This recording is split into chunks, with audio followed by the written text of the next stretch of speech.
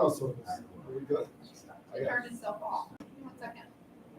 All right, you ready? Call this meeting of the Tucker County Board of Education into session. All members present, will you please stand and recite the Pledge of Allegiance. I pledge allegiance to the flag of the United States of America and to the republic for which it stands, one nation, under God, indivisible, with liberty and justice for all. Do we have any public comments?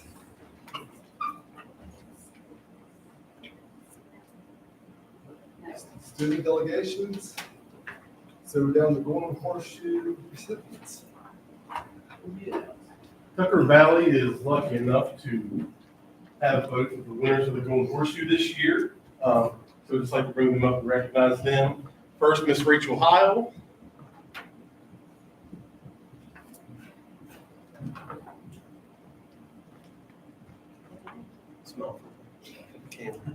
And Miss Elena Owen. Girls, if you stay with that right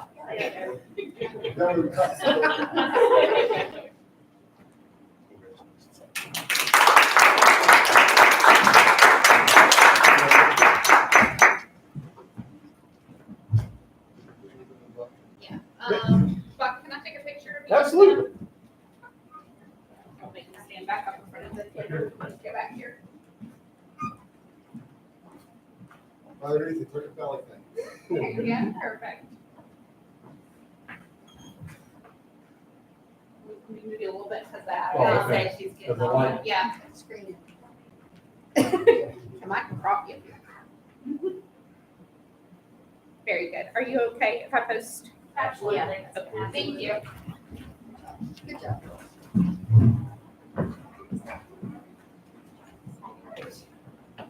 So we're down to reports. We got Tucker Valley reports.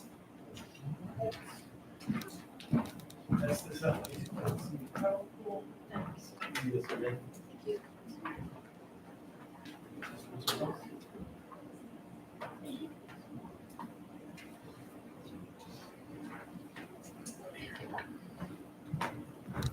All right. So going through this, it just starts with student achievement. We'll talk about the IREDIC diagnostic, the third grade Success Act numbers, students assistance team numbers, and then attendance. You're going to see a lot of graphs. The first graph is the end of the year benchmark. The bottom one is the beginning of the year benchmark. Hopefully what you see is you see a lot more blue and green on the top one than you do the bottom. So this is all coming from our IREDIC data starting in kindergarten. And then going through 8th grade. The first is reading. So as you can tell, the end of the year benchmark, we have a lot more. Blue is above level. Green is on grade level. The orange is 1 grade below. And then it goes into red and then a dark color as well. So kindergarten, we increased in reading and in math. First grade, there was a big discrepancy there. We have quite a few that jumped to above grade level in the reading. And then, as you can see, our math did increase, not as much as our reading, but it is increasing. Second grade, you see a little more of the red come in, but the blue and the green still increased a great deal. Second grade math, obviously that's a big discrepancy from the reading. It still did increase, but not nearly as much as what we wanted to, like the reading data shows. Third, again, just to go through these, we'll show you have them on your slide PowerPoints as well. But what you'll see overall is that every grade did increase, which is obviously what we want. When you do get to the middle school grades, you'll see a lot more red come in. Not as many did increase. They all did increase some, but 5th through 8th, especially 7th and 8th grade, we didn't have as many. But we do have some things in place this coming year that hopefully we will correct that, like build into the schedule and things like that, that will hopefully increase this data.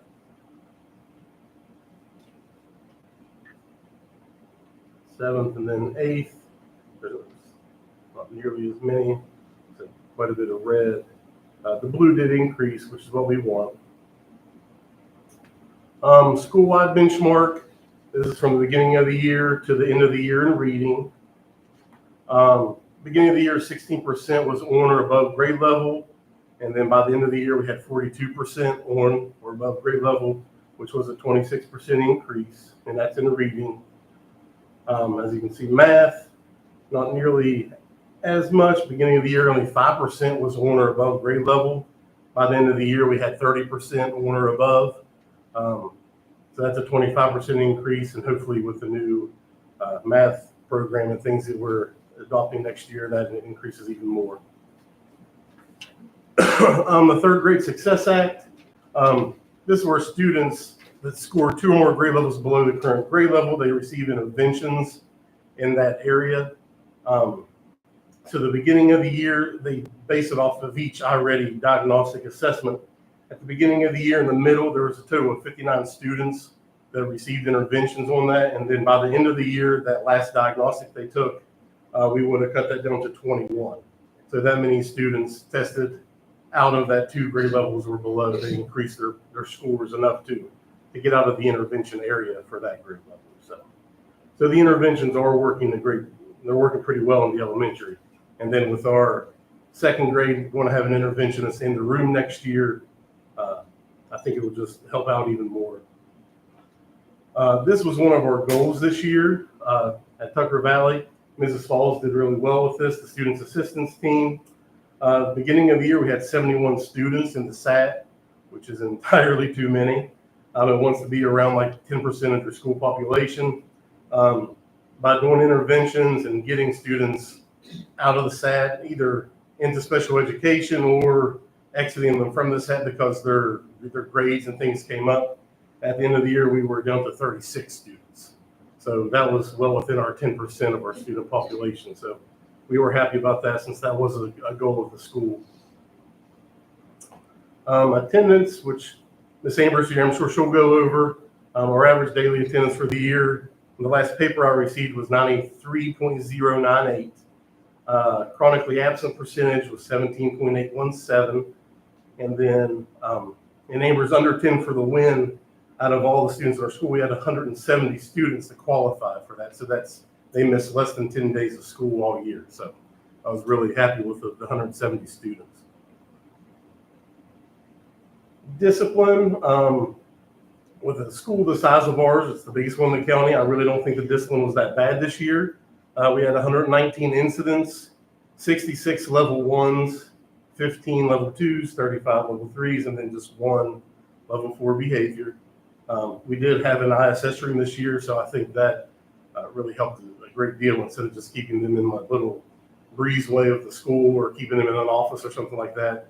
We actually had a place to put them and make them work all day that they kind of, before so much they kind of enjoyed hanging out in the office with Jane and Lois. This year it was a little different. So GSA scores, they're still embargoed.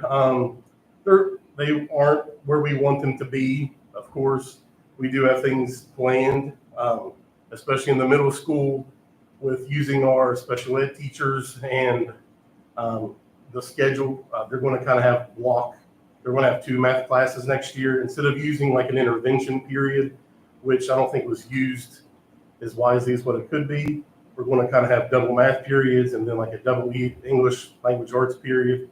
So hopefully that'll help. And then also one of our special ed teachers is really strong in math. So where he didn't go in and collaborate in the math classes last year, he's now going to go and then into the math classes as well, to where another special ed teacher that's not as strong in math will then switch with him. So kind of moving some things around and trying to see if scores will increase. Mrs. Falls and her fundraising, we know she loves to fundraise. We did raise $46,000 this year, which I think is pretty good for 1 year. She already has a ton of things planned for the fall. She's bringing back the fall carnival. She talks about it almost every day. She did write a few grants. She hasn't heard back from them yet. She said that a couple were so big that if we do get those, they'll pay for the bleachers, for the floor to be refurbished, and lockers. So we can hope that they come through. I'm not sure, but if not, we do have the fundraising still in place. Then we have our learning activities with some pictures. We did a biochar demonstration. This is just a few of them. We planted trees out back in different areas. We went to the wildlife refuge. Certain grade levels played math board games, and then the volume zoo projects. And then new this year was our 8th grade day. We kind of did a different than our normal 8th grade graduation, where we did like a little ceremony, a promotion ceremony in the morning, and then 8th graders pretty much got to choose all the activities they wanted to take part in that day. We played volleyball. I think the girls' volleyball team beat the teachers that day. They got to do like a collar run. They did a cookout. They had a kind of a fun day for them in between their field trips. So, but all in all, for my first year, I think it was successful. I honestly had a lot of fun. I don't know if that's a good thing or not, but I mean, I thought it was pretty fun. I mean, it was something different each day, so I really enjoyed it. And yeah, I mean, for the first year, I really enjoyed everything and just thought it was successful. So. Do they have any questions for Bob? Heard a lot of good things all year long. Good. Even from the get-go, from the teachers, that this is just like the best. Good. I think largely part of it is for you. Cool. So but thank you for that. Thank you very much. Thank you, Bob. Thank you. Thank you. I'll give you the HDMI. I'll try not to touch the wrong computer.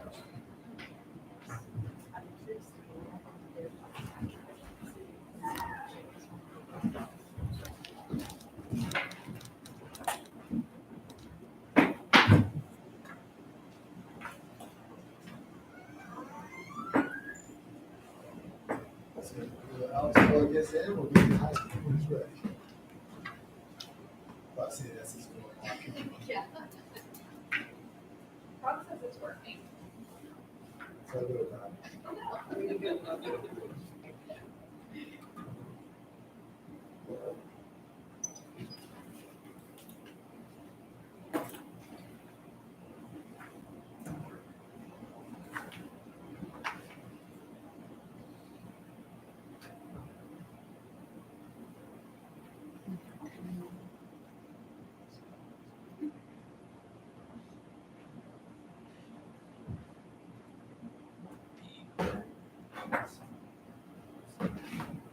So I do apologize. We had a power surge, I guess, over the weekend.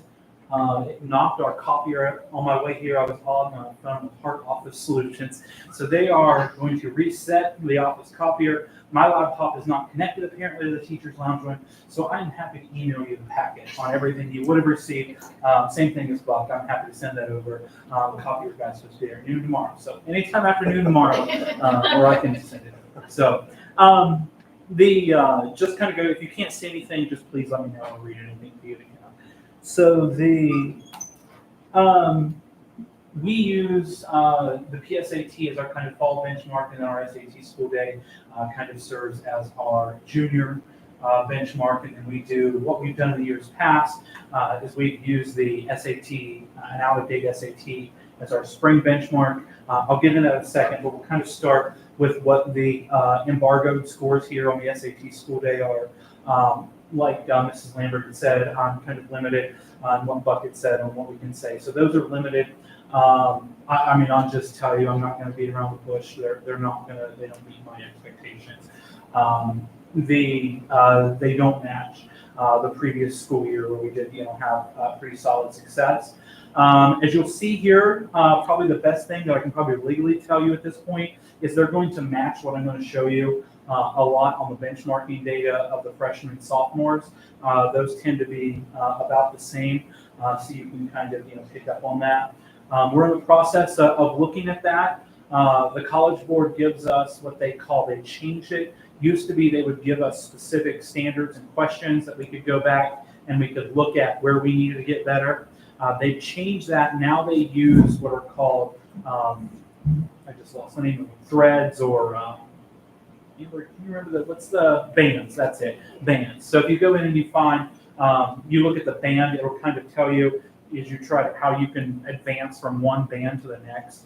And so that is something that we're going to be doing a deep dive in. Unfortunately, we don't get these results back until late. It's always on, last 2 years it's been on graduation day. So we're going to begin the year taking a look at that. And what we're going to do is, whenever you have challenges like this, my belief is the first thing you do is you got to identify the root cause. Where's it going wrong? And see where we can address those. So we'll talk a little bit more about those in the fall when those become publicly available. The data I can talk to you about is what we use for our spring benchmark. We had for the last 2 years used an out-of-date SAT school day test. That's changed this year, so I don't know how familiar you guys are with that, but the College Board did away with paper testing. It's all digital nationally. And so now it's the digital test, basically, it goes, they shrank the length of the questions, they change the style of them, and there are no out-of-date SAT tests right now. I'm hoping that changes and there'll be some type of bank. The bands do have a question bank with it. It's not in depth of what we're used to working with. So this year we found a program that actually, it was a free program, and we actually found it to be more successful than not. The test scores correlate pretty well to what the SAT school day, it's all kind of in line here. So just to kind of tell you where we're at, same thing as you're going to see on these trends here, is that we are much stronger in ELA than we are in math. We tend to be, okay in ELA, not where we want to be. Math is definitely our where we've got to focus our energy. This upcoming school year, we really have got to take a deep dive and look at some math. There's definitely an achievement gap that we've been noticing that correlates directly to what we've seen in PSAT data, this benchmarking data, and in our SAT school day, in that we have our high scores are pretty high. Our lows are really low. We're really struggling with that middle ground. And some of that, over the last 3 years, I've put a lot of emphasis. I've talked to you guys about the dual credit and WVU classes and the Eastern classes. We've really got to take a hard look at kind of how we can incentivize and build up that lower tier. That's where we definitely see. And then, so this data I'm going to show you here in just a second. One of the other things that we did is I took every question from every student. We created a very large database. So we marked every question that was wrong. And so we went back and we looked at that data, and out of this PSAT data that you're seeing, this is what we used to do with the SAT school day, is we have those questions. And what we figured out is, so it puts on the tests, like questions 45 through 49 will be one skill set. And we picked up on those trends. There are definitely some standards that we are struggling in supporting our students in. And so we're going to work to try to boost those up. We've been able to use this data to identify those, and that's something we're going to work through next year. So here's what it is, just to kind of put it out there. So let's take a look at 10th grade. And these scores are, there's a transition, so it's kind of on, this is where a 10th grader should be. The next ones I'll show you where the 11th grade should be. So over half of our sophomores met the standard in English language arts, 51%. 16% were approaching the standard, and 32 were not approaching standard. That tends to be slightly higher than state averages. So that, again, you can see if we're going to pick a strength, it's going to be our ELA. The math, it doesn't meet our expectations. I'm not going to sugarcoat it. I'm not going to, it is, I can stand here and I can say that, it's that way statewide. That's not an excuse that we're going to make. In Tucker County, there's no reason that, 8% of our students should be meeting that standard. 1% of those sophomores are approaching standard, but that leaves you, you can do that math, 91% are not approaching. Now, that is a benchmark test. There does tend to see an increase because the effort does increase on the SAT school day, but again, that's not going to be an excuse we're going to use. We want those kids to show what they're capable of in all things we ask of them. Thing on the ELA, it's pretty consistent across the board. 52% of freshmen met the standard. 9% of freshmen were approaching the standard. Again, that tends to be slightly above state averages there. So, not that we want to stay there, but that's where we're at. 39% not approaching standard. In the math, 11% of freshmen met the standard. 6% were approaching the standard. So that's kind of only 17% that are in kind of even that ballpark of where we want them to reach, and that leaves them 83% not approaching standard. We have to do something different with our math. And I don't know, I'm not going to stand here and tell you I have that solution, but I'm going to spend my summer working on it. We've got to figure out we've got to do something different and I don't know what that answer is. I just came back from the SRAB conference in Nashville last week. I attended 2 sessions that were specifically just targeted at improving high school math. One of the schools that had really kind of made some inroads, what they had done is they required every math lesson to be connected to, they had to show students the daily use and practicality of it. They really had some success there. I'm going to look into that, and I've got some additional strategies that we're going to try. But we've got to change that culture. And like I said, I don't have the answers for you right now. I am open to ideas. I'm going to meet with my math folks, at the beginning of the year, and like I said, it is just, and this kind of leads me to my next slide here. Just trying to figure out what we can do. Part of it is, if you look at it, our high is high, our low is really low, and we've got to figure out a way to move those lower end kids, whether it is incentivizing performance, and I do think that is a piece of it, but that's not all of it. I was looking at a couple kids that had done really well in English, so there's effort there, and then didn't meet that in math. And one of the other things that other school had done is they had incorporated it into their curriculum. They used it as a bell ringer and as a post-class assessment each day, so that those kids were getting exposed to it in some way each day. I've already changed our walkthrough form. One of the things same thing that session it came is they found a lot of their math teachers, and we've seen this as well through SRAB's analysis and my own, walkthrough data, is we have a lot of teachers that work really hard and try to push these, push these kids in their math. What happens is a lot of times it's just missing the standard, or, probably even the largest piece of it we see is teachers that, whether it is they don't have the expectation of the kid being able to meet the standard, or they feel like they have to kind of step down to meet that, raise that kid up, they're teaching below the grade level standard.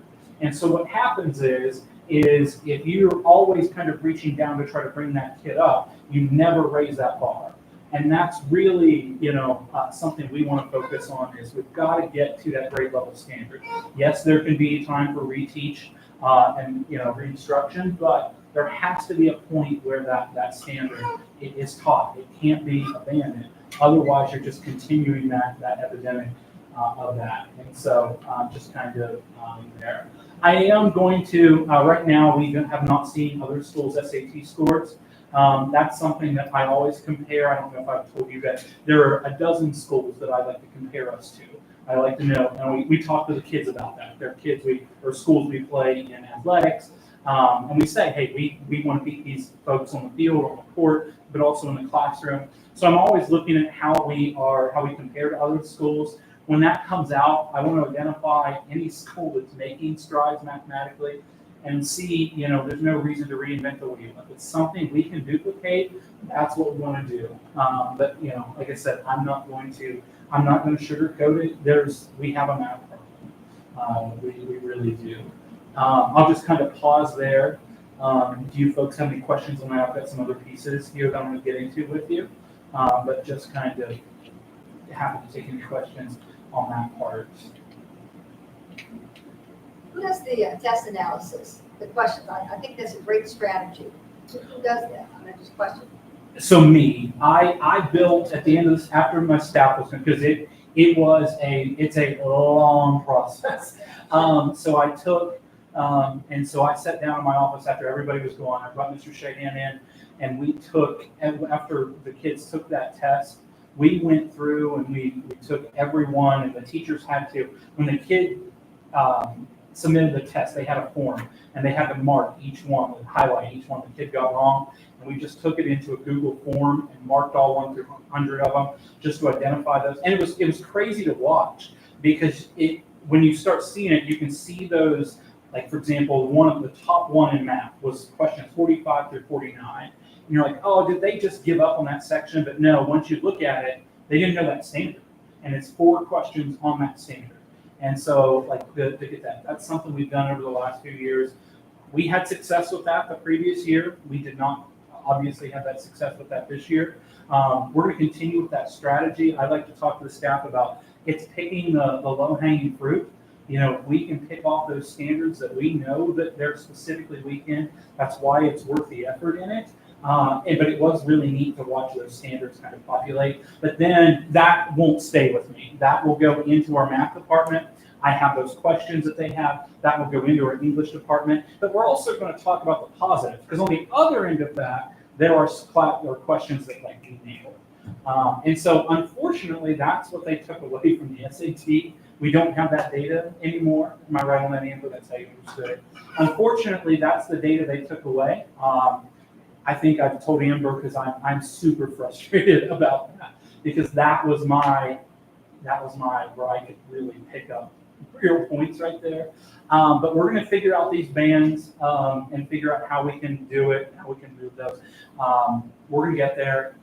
Just going to take us relearning and changing some practices to do so. But I mean, it is, you know, that data is, we've got to figure out how we use that data to improve those scores and figure out, you know, and it's clear. I mean, what the data tells us is we've got a math problem.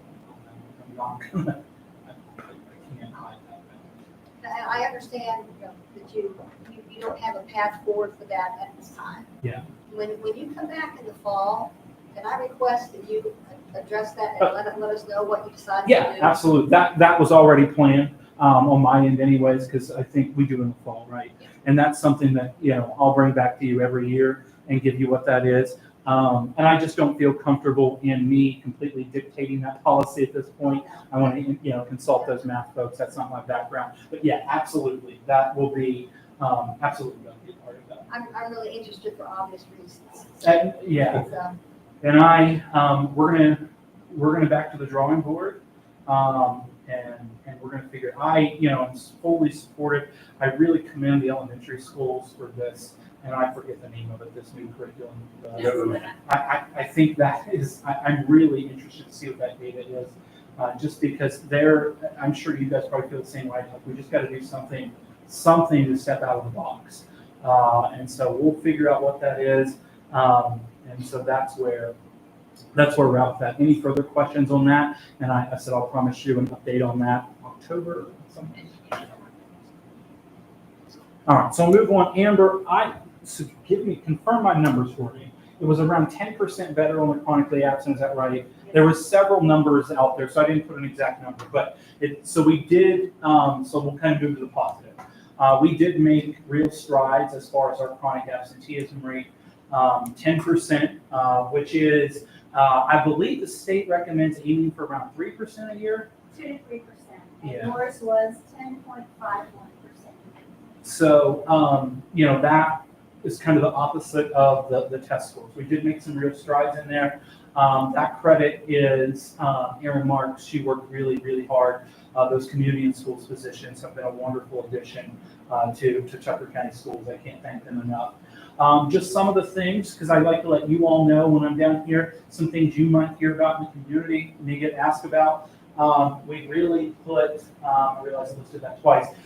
We really put an emphasis on getting our student drivers in. Our maintenance department was very helpful in getting us very prized parking spots for those high attendance kids who that really had some real leverage on that. We're actually looking at how we can expand that a little bit. We've got some additional spaces. If you know the building, some of the athletes are convinced that they want that space out by the gym there. We put them in the nice primo spots in the bottom. Now they want out by the gym. So we're going to figure out if that's what they want and I can get that leverage on it, I'm going to utilize it. So you may see some signs pop up over there. And so some things you might have heard about. Probably our most innovative one, Aaron and I spent a lot of time analyzing our attendance data month by month, and we kind of picked up on where we really wanted to target one. The most innovative one was we missed a bunch of kids pre-deer season. So we went into, we called it deer attendance. And so it was just kind of hunting themed prizes that were trying to get those kids in there. 12 Days of Christmas, we did that one. We gave kids the better attendance they had. They got their arena scheduling in first. And there were some seniors that missed some days that ended up, at the bottom of their class, and they didn't get the ideal schedule. I think that leverage will come more in the future now that they know that's kind of what we're there. And one of the things that we did is, I took our attendance and we broke it down into red, yellow, and green tiers.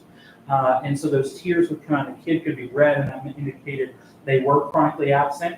Again, I've said before, I believe in picking the low-hanging fruit when you're trying to improve data. And so there was kids that were either just ever so slightly chronically absent, or kids that were on the verge of being there. We put them in yellow, and then what we do is we encourage those teachers to have the one-on-one conversations. Hey, how you doing? What's going on in school? Can we refer you to, well, they don't ask them that, but is there something going on that we could refer you to community and schools or the guidance counselor, or trying to identify that root cause. And some of the teachers came back with some really funny things that were good, just like, hey, I told this kid today, like, I'm watching you, and that really, I think there were some teachers that really took that to heart and really have good conversations and kind of gave the kids hey, we really care about you, we notice when you're here, and I found that to be really effective. We're going to actually expand that a little bit more. It wasn't something we implemented till late fall last year, but we're going to change that because I really do think that was a good thing. Just some of the other things that we did, I don't want to speak for Mr. Shahan, but just a couple little things. I had asked him to, when I'm talking with other schools that have either comprehensive high schools with CTE centers or just people I know in the CTE world, they talk about that, that they don't have kids because they're, not comprehensive or whatever. The kids that are there want to be there or have applied to be there and have some type of, skin in the game of being there. And so we wanted to duplicate that as much as possible. And so I had Mr. Shahan work with his department to create a CTE contract that went into effect in January. The idea behind it are the three pieces of career and tech education that we really want to emphasize and that employers tend to indicate that are challenges in the modern workforce. And that includes, and I think we're all aware of this, first of all, show up. It's hard to get employees to do that today. Your performance, obviously, if you're a cook in the restaurant, you can't, flip burgers, probably not ideal. We need you to do what you're supposed to. So that's our grade, right? That's where, for our purposes, did you do well in that class? So we require kids to maintain a C or above in that, and then no discipline referrals. So if you're getting into a level 3 or 4, you can be put on CTE probation, where essentially those kids have to take a semester off to earn their way back in. The goal is, hey, you didn't show up for and so we give each kid a freebie. Every kid's allowed into the level 1. They can start it. But if you go in there and your attendance is chronically absent, if your grade is failing, the intent behind that is those kids that are just taking that with no interest just to blow it off. We're trying to get those kids out of there so that those kids our teachers can focus on, because it is, it's dangerous for them. If they're in there with tools and things like that, they can't have that kid who's just not, participating. And so though they get 1 semester, it's essentially a 1 semester suspension. If they improve their attendance or they go through it without discipline infractions, then they can go back into it. And so that, I think, will gain us some real leverage, particularly with attendance. We're trying to get those kids that are just in there to waste that time off it. I really think I hope that I have your support on that, because I imagine as this gets a little more real, you're probably going to hear some pushback on it. Please ask questions about it. It is in no way, shape, or form to limit a kid. The goal is to get kids in there, and we want them to perform like they're on a job. There's another piece to it. For the attendants, when they're not being there, we have a call-out system. You can find it on our website. You can go there and they have to call, or they can go in, essentially, basically take the day off, put in a sick day or so forth. And they have so many of those. So we're trying to utilize that to get a little more of what do they call it? The workplace, the skill sets that are coming in. And then finally, I was at a conference in Charleston, and I was sitting next to some folks from Elkins High School, and they were talking about this program that they had at Davis Memorial Hospital, and how well their kids had done it, and they had got their foot in the door at jobs at DM. And so I'm sitting there, and I literally stood up, and I sat down at the table, and I said, hey, my kids can get to DM, tell me about this. And so they told me about it, and DM has a program where it's a total of, I think it's either 7 or 9, and it's actually extra 1 because they will take carpentry kids for maintenance. But basically a kid can go, and I think they sign up for 4 at a time. And so they can be interested in insert medical category here, OB or surgery or whatever it may be, different things DM does. And they can pick 4 of them to explore. And so they go into a rotation. And so through the semester, so 18 weeks, they'll go through 4 different ones. And they get to pick them. And the idea is they get to pick, they have an idea of what they want to go into with healthcare care.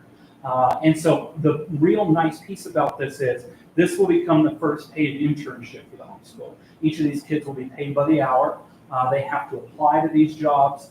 If they're good at the jobs, and they don't take most of them, but if they're good at the jobs, their attendance is good, they can actually go back in another semester if their schedule at the high school allows it, to go and do 4 more of them. So theoretically, they could have explored 8 different ones. So the idea, my dream behind this is, with our kids doing clinicals out in the community, you may have seen them at the pharmacy, you'll see them at St. George. The idea is we have kids that have spent time in all these different sectors of the medical field, plus their clinical hours, CTE completers. We want them to be the best prepared CTE kids out there. And so that's the idea behind that. I'm really excited for this. The guy who is overseeing it is Elkins' head football coach. And I don't know, in education, we're used to a lot of red tape. You can't do this, you can't do that, because this rule and that rule. And so, I went into it with all these concerns of, hey, my kids are going to have a longer drive, obviously, than the Elkins kids. And, they're not going to be able to get in the exact same hours, but they can still get in, the stuff. And they said, absolutely, our goal is to support kids. So they have been wonderful to work with, and I'm really excited about that. I think you'll see, and it puts some money in these kids' pockets. One thing I'm really excited about is, some of those kids that are doing that, it's a really good attendance incentive. If they are wanting to do it another semester, first of all, they have to have their academics right, and then to be able to do that, but second of all, they're not going to hire them back if their attendance is poor. And so that's really, I think, really good. Just some additional discussion things, and I don't know, I'm good to bring those things up. Just so additional things, and this isn't, obviously, I know you guys have to go through your protocols with policy development and re-editing and things like that, but just some things that I would like to have conversations with the superintendent on, and then gather your all's input, because it would require policy actually being rewritten. Just some things that are out there that I think could better support us. Currently, we require, as do 27 other counties, or 26 other counties, 24 credits for graduation. You can see here what some other counties do. There are 4 counties that require 28. The one county that requires 27, and you can see there just the different numbers how they're spread out. So we're about 4 off the max, but there's also, West Virginia is going to require a financial literacy class for each student. So we're actually, even though we're adding that class in, That's coming up. It would be this current sophomore one. We just have to get it in before they graduate. So really, it's kind of becoming 25.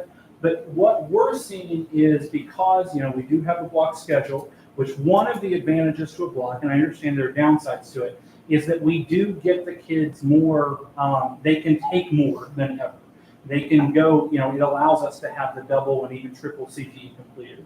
And so we get a lot of kids that do take really good advantage of it, but you also get the kids who don't take use of that extra space, who are, taking classes to take classes.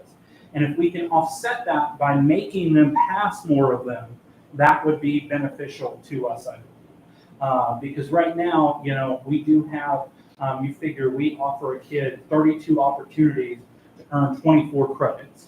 And so, that's there's kids that really take advantage of that. I'll tell you where it really is beneficial is our kids that are taking our high-level WU classes and things like that. Those kids really benefit from that. Those kids that take the career tech opportunity to be double and triple completers, those kids really benefit from that.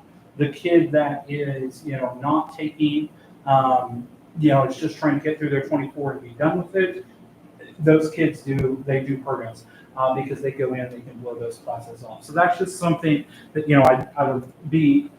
I think we should consider. And just some other thing, one quick thing is the drug testing policy that the county has in place. There's a kind of a hole in it that leaves us with a bit of a problem.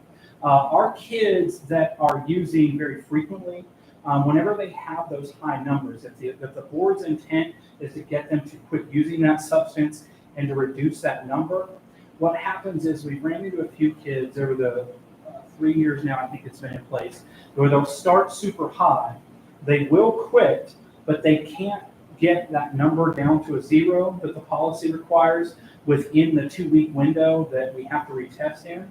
So the kid ends up failing over and over, and they can end up, technically at that point, we kick them off the teams and things like that. And so what I have suggested is to fix that hole that's in that, because I am fully supportive of that policy, is on my screen, I'm not sure, it's not there.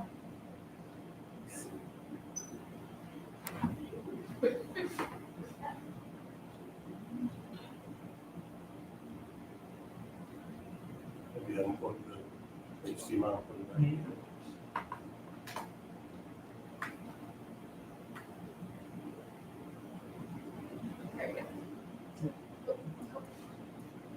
We see it exists. There it is. All right, so I'm just going to, there are 2 sections that would need amending, and they are the sections on on the second offense. So what this would do is I'll just read it to you because I know that's small. The principal, in consultation with school medical personnel, the school nurse, may temporarily waive the consequences of a second positive test under the following circumstances. If the second test shows that the specimen decreased in positivity by an amount deemed scientifically appropriate by school medical personnel for the duration of time between the first positive test and the required follow-up test. If the student agrees to additional follow-up tests no more than 2 weeks apart, in which the degree of positivity continues to decrease by an amount deemed scientifically appropriate by school medical personnel for the duration of the time. In the event that any subsequent test shows an increase in the level of positivity or fails to show a decrease deemed scientifically appropriate by the school medical personnel, the principal's right to temporarily waive the consequences of a second offense is revoked. Essentially what that does is if a kid starts here, they just have to work down those levels. And so, because we have ran into that several times where the kid starts here and they're coming down each time, but technically they're supposed to be kicked off the sports team. And what happens is we then have lost all power over them. That's our leverage over them to get them to quit. So we really try to avoid that. And just to kind of put that into clarification, I really think that, it's something that we should edit in there. This doesn't give me the power to just, a kid that we need for a sport to play, doesn't allow me to keep them in there. they have to continue to reduce. The time frames stay the same, everything stays the same, just something that would be to where a kid doesn't automatically, if they're going down. Obviously, if that second test is up or exactly the same, they're up. Like that's not at all what we're going for. That's what, in fact, that was my last point, is that, we do, and this is something I know is controversial within the community, but it is something, if we are trying to, really get leverage off this policy, that first time is just an enrollment in a counseling program. There are no consequences for it. I don't know that we're always getting our bang for the buck with that, but that's something that, a lot of kids, they enroll in that program, and then, what do we do with it? I don't know what we always gain with it, but that first time, if that's something the board would like to look at, I think it could buy us some more leverage. I understand that that's something that isn't always, well taken or popular, but just know that I don't know that it always is causing a whole lot of changes in behavior, just because they know if they get caught, then is kind of the time to stop. And if that's what we want, I understand that, but that's just some ideas that, maybe put out there for consideration. Anything else? I think, back to the credits. Yes. What are you asking to change? Are you asking us to increase the credits Yes. for graduation? Yes. And what is, My recommended number? yes, Yeah, so right now we're 24. So I would like to see it around 27. That would give a kid still with the opportunity to fail 3 times. If you go, so we have 32, forgive me, my math is off. It's been a long day. It's a math problem. Yeah, that's why I told you you didn't want me fixing it independently. Yeah, yes, correct. So I would like to see it around 27. That would give us, I think 28 might be a little too high, but 27 I think would give us give them an opportunity still to fail quite a bit, but I think that it would give us some more leverage on those kids. I really do think that would be. And we're not doing anything that other counties aren't already doing. There's no, I don't think we should become the county that requires 30 or anything like that. Not to take anything away from Buck or from Cynthia, but I always look forward to high school, to your presentation. There's just so much. You give us so much, and you're always thinking, and you're always trying to think, what can we do to make this better for our students? Well, I wish I had better results for you. I do. I was dreading to see me. I don't. But it's the work that you put in. It's we just have to accept that we got to change things, and we'll get there. So we can increase the requirements to 27. How long does that think good effect? it would go into effect with the freshman class that Yes. would start with it. So everybody else would still be grandfathered into the 24, and then the freshman group that would enter under that new policy. So it would be a policy that would have to be approved before school would start, and then that freshman group. And How many counties are 27 now? One. One in the entire state is 27 or more? No, there's 28. There's some with 28, That- but there's one county with 27 currently, right? That's right. And the book had them split up into, so I get them 4 all. counties of 28. And one with 27 and everybody else is under that? No, there's 4 of 28. The most common one, there are 27 of them. I didn't bring my book. There are 27s that, 27 counting of 24, 20, that's right. and Yes, 13 with at least 22. that's right. And what was your reasoning for picking 27? So, I don't want to get into a situation where, if we still want to leave those kids a buffer, we still want to do that. Truly, 28 would be fine with me. I really don't have an opinion on 27 or 28. If you can give me each of the credits that you can give me would be more beneficial. Really to fail to fail, there's still plenty of wiggle room. And it still allows us to reschedule. 28 whole semester. Yeah, I mean, that's a whole, so, I mean, you figure that would be a semester, so, I don't know, maybe I've just talked myself into 28 here publicly. What's the But- percentage of spelling, what's the percentage of spelling now? To be honest with you, it's not, grades are much higher than test scores. So it's not super, super high. I don't know the exact number off the top of my head. I could find out for you, but it's not a ton. Where we see the most failures are in those seniors that have completed their graduation credits and they're blowing off the course, and hence the reason I'm proposing that.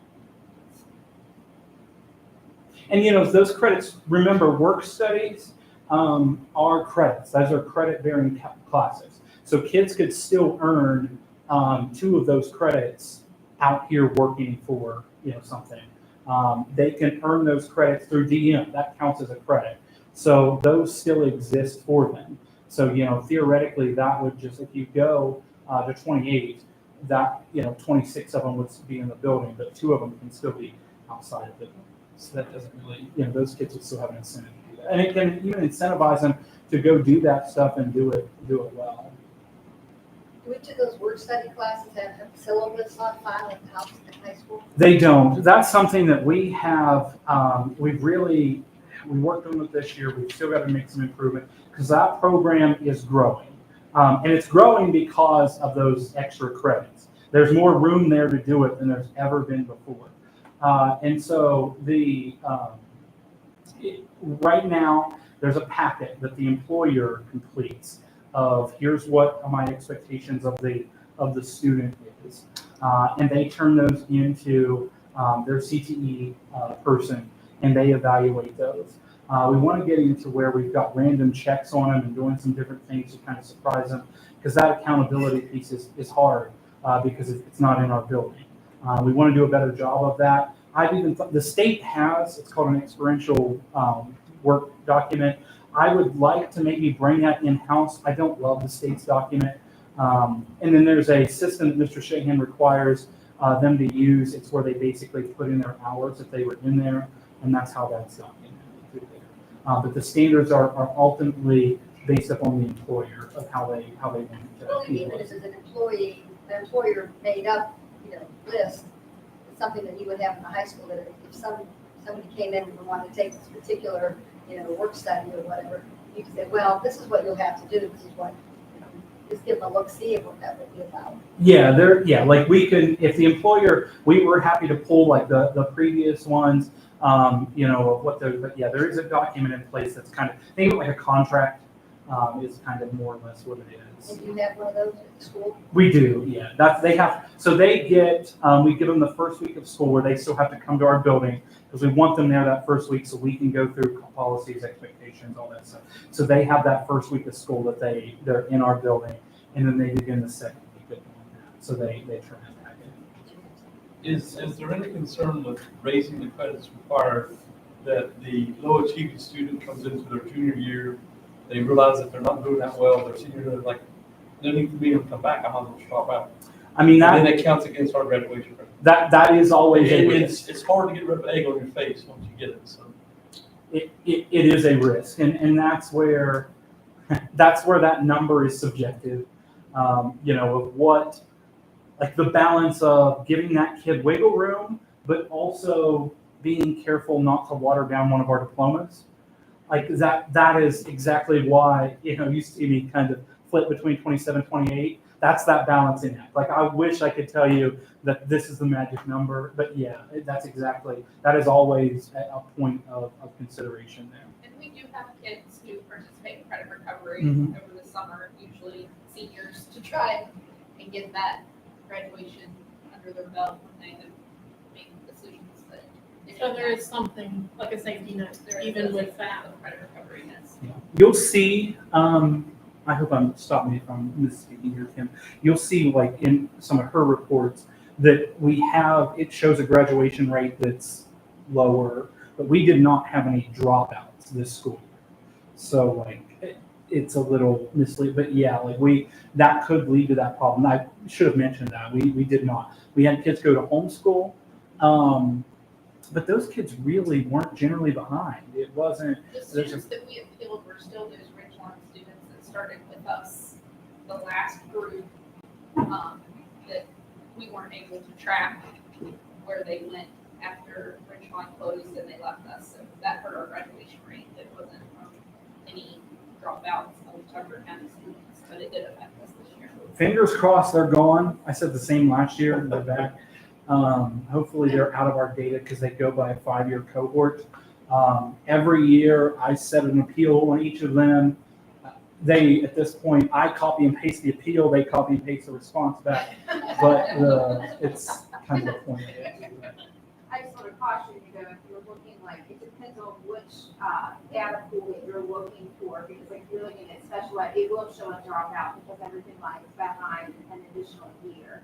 So if you pull something that's special ed related right now, so look at what our graduation rate is, it will show a dropout because it's showing the previous years, 2023's data versus 2024. But what he's referencing, the 2024, we didn't have any dropouts in terms of graduates. So just be cautious. I don't know if you're going to conferences and presenting data to you. I don't want you to think that, well, Mr. Court presented that there were no dropouts, and well, they're showing that we did have special ed dropouts, and we had a dropout at Turkey County High School. Just be careful, depending on which data pool they use, could be, it could be misleading if you're looking at it. And none of the data will you see 100% because of the reason. Just we did not. So that's good.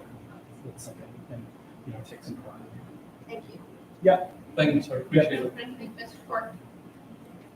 Mr. Court, I'm back on that gate. Can you just? The decorative one? Yes, can you not just put it up for spring and summer and then take it down? Let me talk to Mr. Pennington. So it's moved. We got it out. We've set it outside. I'm not sure what the holdup is. I'll follow up on it. Okay. You did see if you've seen the one, the functional one is And I now. saw that. All year. What's that? Yeah, so there's now a functional one that is up there. So like if we do have a code or lockdown, we can close the highway out system. So that's good. But yeah, I'll see. The decorative one, I've seen it. We've moved it outside, so I'll check and see what the status is. Well, I was just thinking, because you guys were saying something about snow plowing. Yes. So why don't you just have it up spring and Good reason. summer? Yeah, It's Peter Gate. it is. Yeah, I'll check into it and see. Thank you. Anything else? And there should be we have an LED sign in the school. The goal is to get it up this summer. So you should see a drastic improvement of that sign and letters falling off of it. And, you should see some improvement soon. Did you say a while ago that somebody was going to put up a sign in high school? They did, That would yeah, it just took Forever. be about that. It is in the building. he has it. Yeah, we're working through trying to get some. I've been out. This is But the install. yeah, we just need that. So I've seen it lit up. It looks very nice. There are going to be some people. I'm a little worried about when they come down the road at night. They're going to be blinded. I'm hoping we don't have any issues with somebody taking it out. But it'll be startling that first time you come through. Nice, good. There is something here. Yeah. You'll find it in the fall. That's good. Yeah, I'm a little worried about, because in that fog, I'm not sure how that thing's going to clear off there. It'll be big, it'll be beautiful, but it might, I'm a little worried about some gawkers coming down through there. They've already had one incident out through there this year, so, yeah. So we're down to attendance reports. Giving you your end of the year reports and numbers. We ended the year with 908 students. We started the year with 868 students, so that was an increase of 40 students. Davis Thomas stayed the same in enrollment. Carter Valley added 40 students, and the high school stayed the same. So So currently, right now, we have 108. That's prior to, that's the end of the school year, so that's not the ones that we've had move in and out during the summer. Our attendance rates, I've provided you with this year's rates and last year's rates so that you can see the improvement as far as chronic absenteeism. Davis Thomas had an improvement of 2.573%. Tucker Valley actually had a decrease of 0.319, but that decrease is probably a half a day of school. I mean, that's a very small amount. The high school had an improvement of 10.51%, and as a county, we had an improvement of chronic absenteeism of 3.75%. We call it an improvement. Where it is an improvement, our chronic absenteeism as a county was 25.475 last year, and it's 21.725 this year. So that's an improvement over last year's chronic I absenteeism. guess I'm just a little up, I must be a little, it goes from 21 to 23, the number goes up. Yeah, You do not want the number to go down. Right. That's, they're backwards. It's They're backwards. backwards. They're backwards. Years back. You're looking at the last year's and this year's. That's the last, Yeah. Yeah. Sorry about that, there was something I wanted to get. Thank you. All right, I'm lost. I didn't do it chronologically across the page, so that's my fault for not doing it chronologically across the page. So we do have improvements, so that's what we were hoping for, and I really do think that's coming from having those communities and schools, and all those activities going on in the building. As far as truancy is concerned, I did have 123 parent and or student meetings this year after the 5 unexcused absences. We do have 12 parents who are involved in the magistrate court system right now due to truancy, and that means they had 10 or more unexcused absences. Our homeschool numbers, during the school year, we have to understand this is fluid throughout the school year, so we have people moving in and out throughout the school year. We've had 108 students involved in homeschooling throughout the school year. That's 79 families. Throughout the school year, we've had 8 students re-enroll in Tucker County schools. We've had 5 graduate from homeschooling, and graduating from homeschooling means that the homeschool provider has said they've met their homeschool requirements, and we can't tell them what those homeschool requirements are to graduate. The state doesn't provide a requirement, and we can't tell them what the requirement is. And this is not about a week fight, and I don't like it, but it is where it is. We've had 6 students move from Tucker County School Districts to other school districts. We've had 16 enroll in the virtual charter school programs, and right at this very minute, we have 73 students currently enrolled in homeschooling. This past school year, we had 6 students receive the Hope Scholarship. We currently have 22 students that are going to receive the Hope Scholarship next year. I don't know if it happens to many of you all, but I get the postcards about once a month for Hope Scholarship, and I don't even have any school-aged children.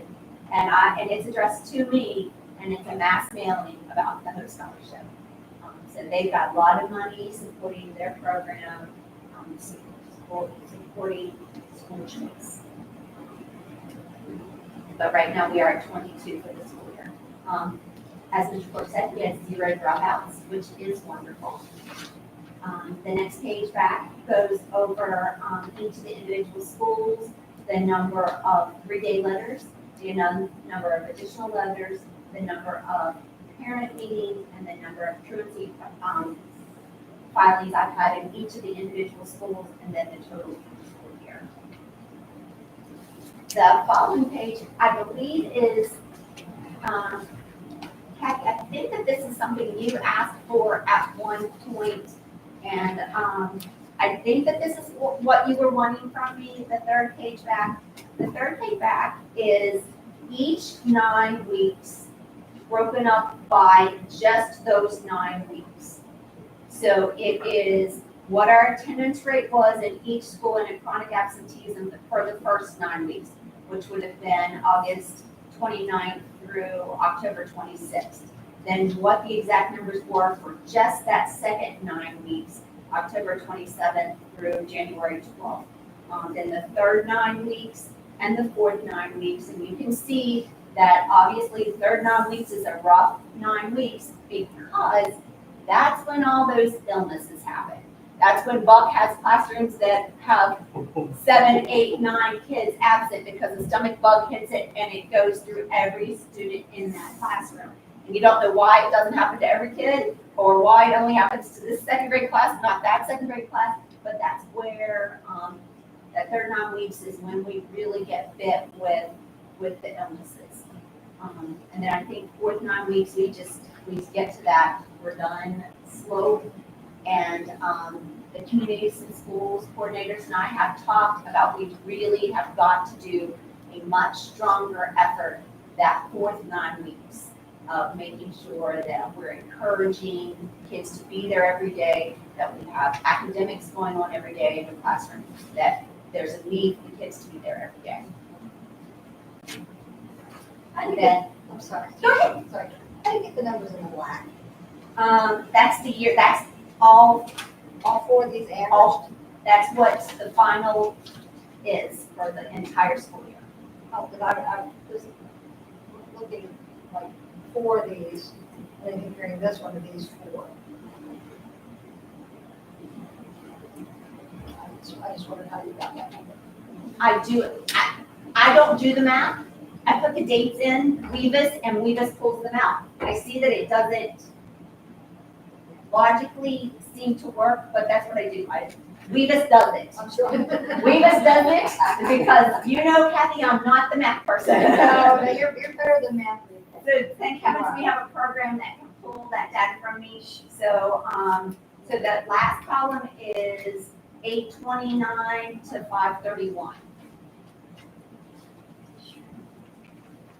And then the last page is something new that I want to talk to you about, which is our transfer numbers. And in the 23-24 school year, we had 8 in-county transfers. So that means students either should be in the enrollment district of Tucker Valley or the enrollment district of Davis Thomas, and for some reason they want to transfer to the other school. A lot of times it's work, it's childcare, it's whatever those reasons are. So there's 8 of those. And then we have 56 out-of-county transfers. So those are coming from other counties into our county.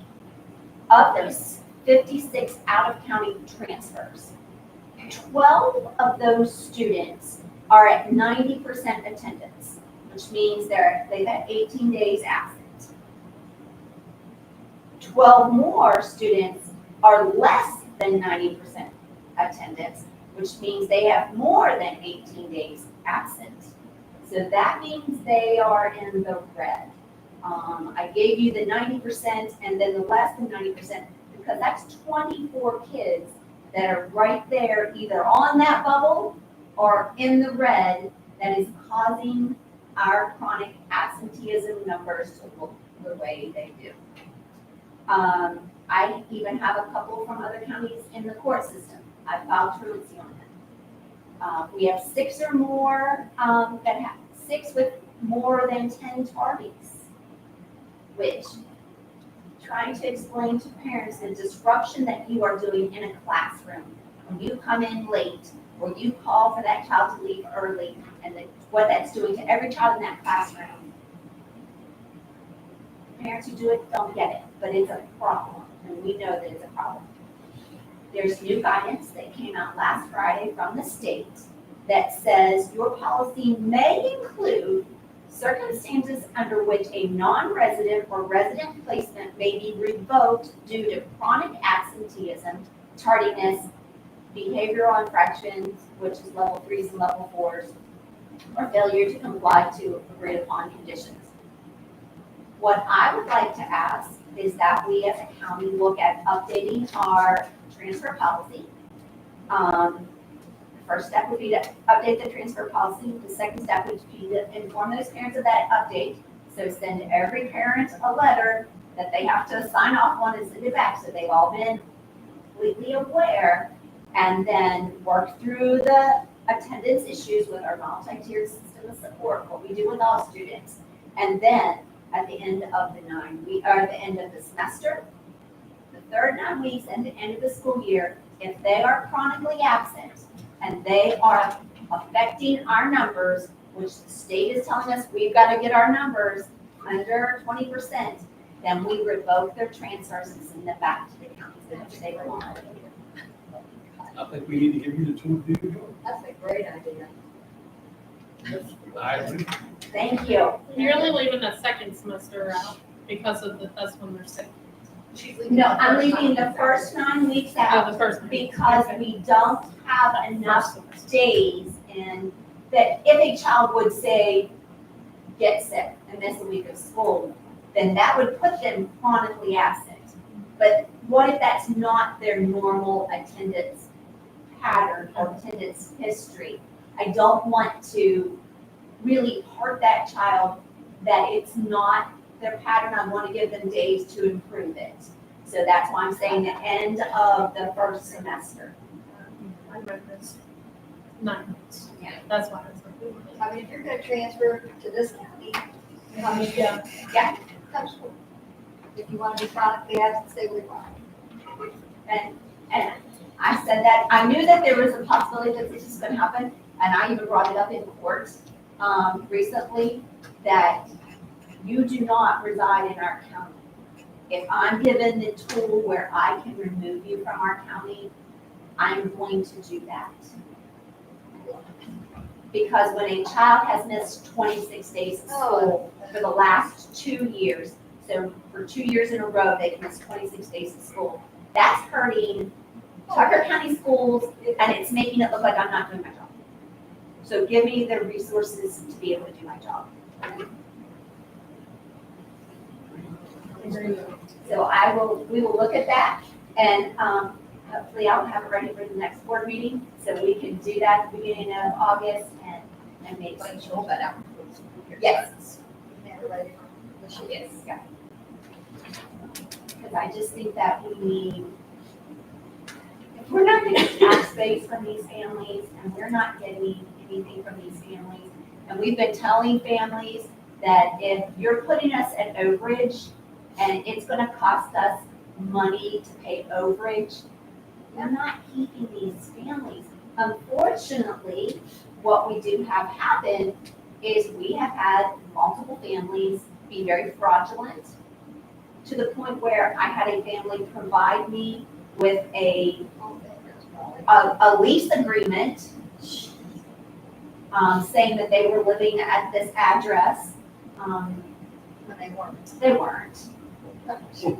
Saying they're living with grandparents, but they're not, which we're flattered. They want to come to our school system. They see a lot of value in Tucker County schools, that they want to be here. But boy, that's, yeah. Come. You wanna come here? Just come. Yeah. Just be here. That's all we're asking for. I was in court last Wednesday for a student who really wants to be involved in Mr. Quirk's program at Davis Memorial Hospital. And I said to the parents, like, this child's not going to be involved in this program if this child doesn't attend school. They're going to kick them out. Their attendance is not going to allow this to happen. You've got to make your child come to school. And now you'll have some teeth. Yeah, a little bit of tea. Do you have any questions for me? I don't know if she's allowed to say this. Can you give me, an approximate cost it's gonna cost us for these 22 Hope Scholars? It is almost $5,000 per student. I know there's not. Was it $4,838, something like that? Yeah. And that comes out of the amount of money that comes to Tucker County Schools. Now, of those 22, a great deal of them are those students who were already involved in the Mountain Laurel Academy. So those are families that this is their lifestyle, this is their pattern of their education. I don't have a problem with those. The ones that I have with are the ones that each of you know in our community that you see running around, but you know the children are not being educated. And we have that. And there's nothing we can do. And in 2 years, so in 26, right now, there is a requirement to get the Hope Scholarship. You have to be enrolled in a school system for 45 days to qualify. So of those 22 students, every one of them have been enrolled in a system. Most of them did West Virginia Virtual Preparatory Academy for 45 days, got their check mark that they were enrolled in a school system, dropped that, and are doing the Hope Scholarship. But in 2026, they don't even have to do that.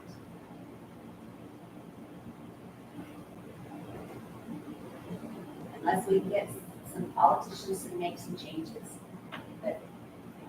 And my frustration, and Alicia listens to me complain about it all the time, I want to spend my time and energy on trying to meet the needs of the kids that we have in our county. I have an app that I have to do for all homeschool students. I have an app that I have to do for all Hope Scholarship students. I have an app that I have to do for the micro school that's going to be created in this county. I have an app that I have to do all of these things, and I have to track this stuff, and I have to do paperwork for this stuff.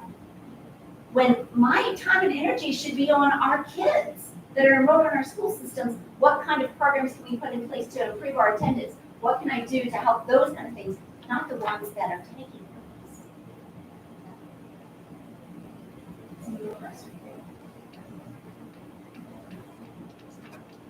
Thank you. I appreciate the information. Thanks. So we have nothing under information items, nothing under discussion, nothing under attendance exceptions. We're down to the consent agenda. We have a motion to approve the consent agenda. Second. Any questions of the minutes of the previous meeting? Payment of bills?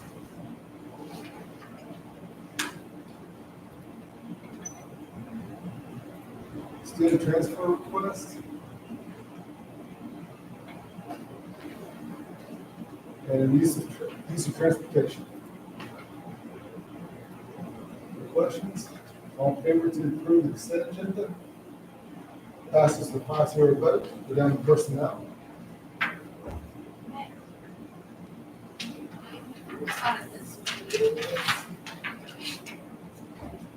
And under professional resignations and retirements, we have nothing. Under service resignations and retirements, we have none. Under extracurricular resignations and retirements, we have none. Under professional employment, we recommend the following action as presented. Teresa Butler, elementary teacher, TV EMS, effective with the 24-25 school year. Do you have a motion? So moved. Do you have a second? Second. Any discussion? Was she not hired? Yes, she was, the position she was hired for was the third grade position. This is the fourth. And this is the fourth grade? Any other discussion? All in favor? Passes the 5-0 vote. Under service employment, we have none. Under extracurricular employment, we have two. Would you like these together or do you want them separate? And the quorum is together, please. Okay, we recommend the following action as presented. Rebecca Warren, girls basketball assistant coach at TV EMS, beginning with the 24-25 school year. That will be pending background check and certification. Brian Channel, girls volleyball assistant coach, TV EMS, beginning with the 24-25 school year. Do you have a motion? So moved. Do you have a second? Second. Discussion. All in favor? Passes 5-0. And that's all I have. Back to you. Okay, nothing on policies, we're down to the budget adjustments. There's nothing on budget adjustments, nothing on financial statements, contracts, MOAs, MOUs. Do you have a motion to approve these MOAs and MOUs? So moved. Second, Second. would you talk about the MOAs and MOUs? Yeah, these are basically the same ones that we sign every year for the services that we outsource. That's why Kim was here, but she had to take Hunter to vacation Bible school. So she had to run out. But if any of you have any questions about them, they are all pretty much exactly the same as the services we provide every year. But if you have any questions about those, I will get those to Kim so that she can answer them for you. these individually? You take those back. Okay. So we have a motion, all in favor to approve these MOAs and MOUs? Passes 5-0. We have a bus purchase, so a motion to approve a bus purchase. So, A second? Second. And I'll let you discuss what's going on next. This is, a state bid for a school bus. Basically, it is what it is, and then, the price will increase by add-ons, that we put on it. But other than that, it's a state bid document, so, pretty basic, So we approve the mayor's recommendation. yes. So all in favor of approving the mayor's recommendation of the blue board bus? Passes 5-0. Nothing in the new business, calendar of events.